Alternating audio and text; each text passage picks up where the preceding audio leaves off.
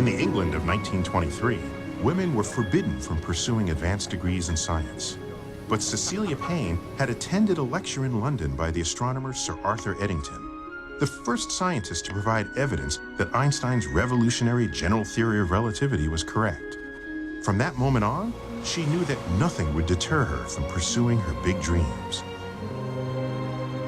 She resolved to emigrate to America, where women had already gained the freedom to study the stars.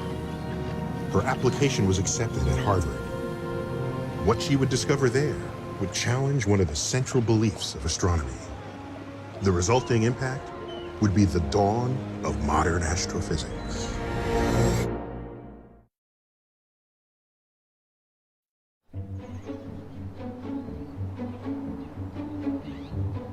As the decades passed, Annie Jump Cannon and her team kept sifting the stars, checking each one's spectral signature with a fleeting glance and then dropping them into one of 7 categories. They became hundreds of thousands of dots in a larger picture which no one could yet understand. Into this community of women came one more. Well, hello there. You must be Miss Payne. We've been waiting for you. Come on in. Cecilia Payne had never experienced such kindness in a scientific setting before. This sisterhood generously shared the fruits of their labors with her, and she turned their observations into a radical new understanding of the stars. The two women became great friends.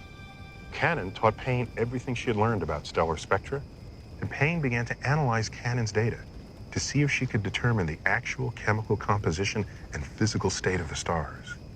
She brought to this work her expertise in theoretical and atomic physics. The most prominent features in the spectra of stars showed the presence of heavy elements such as calcium and iron, which are among the most abundant elements in the Earth. So astronomers naturally concluded that the stars were made of the same elements as the Earth, in roughly the same proportions.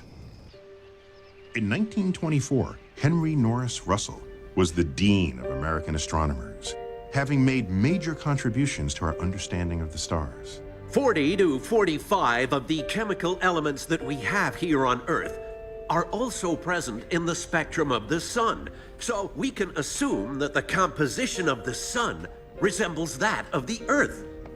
If one were to heat the crust of the Earth to incandescence, its spectrum would resemble that of the Sun.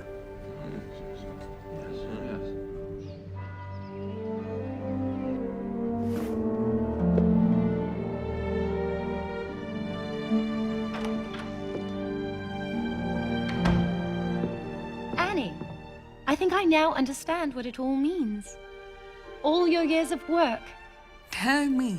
I've calculated what the spectra should look like across a wide range of temperatures, and they match your system of classification perfectly. The spectrum of any star tells you exactly how hot it is. Your OBAFGKM is really a temperature scale of the stars, from the hottest to the coldest. Here's the headline, Annie. Thanks to your work, I've discovered that the stars are made almost entirely of hydrogen and helium. There's 1,000,000 times more hydrogen and helium than the metals in the stars. I know, it sounds daft. Are you certain? Has anyone else checked your calculations? Not yet, but it's all in my thesis, which is already on its way to Professor Russell.